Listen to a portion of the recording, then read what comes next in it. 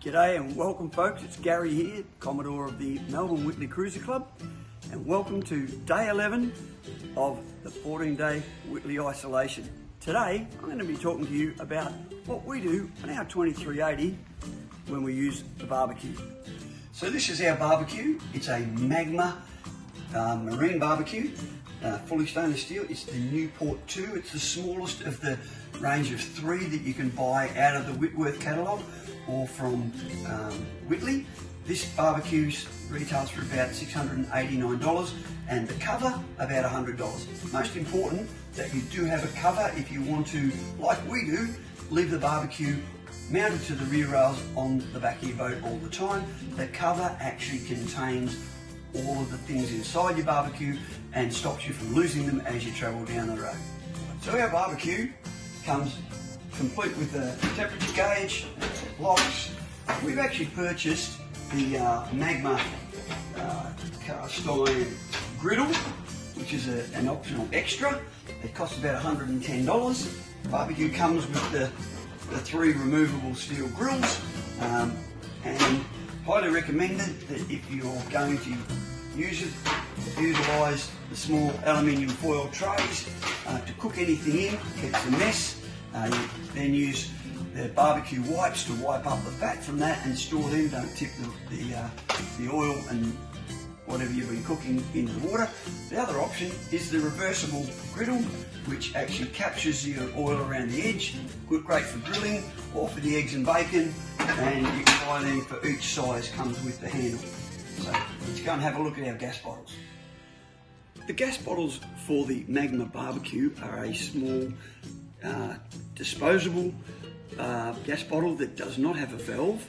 They are worth about $10 each in Bunnings. We, on average, get about 4 to 5 uses on the barbecue out of each gas bottle.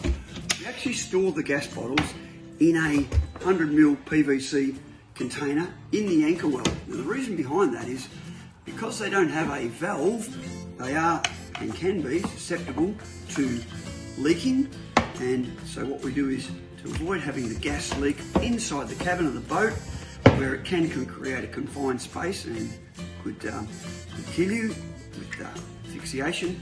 We keep the gas bottles in the container in the anchor well. If they do happen to leak, it stays in the container or it leaks out of the anchor well drain. So that's where we keep our gas bottles. So we find using the barbecue to be a big advantage.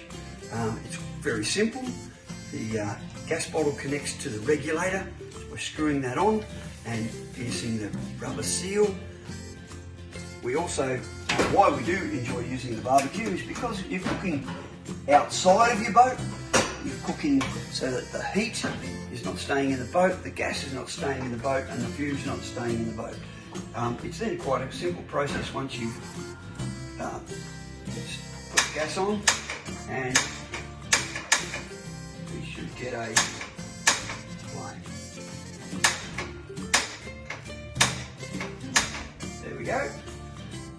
Instant heat after a few clicks, and you can see you can cook on there with your aluminium foil trays, or use your griddle, your frying pan, or your kettle. All your cooking, all the heat is and all the smell is outside. If you do happen to have a fire, it's outside of your boat and a lot safer. That's how we use it and what we use the barbecue for on the back of our boat. It's been there for 6 years in its cover, stays on the boat, and it's still in very good nick. Cleanings quite easily, done with a little bit of Jif or simple cleaning products. Wipe it over after you finish using it. There we are, that's our barbecue on our 2380. Go and enjoy something on it right now.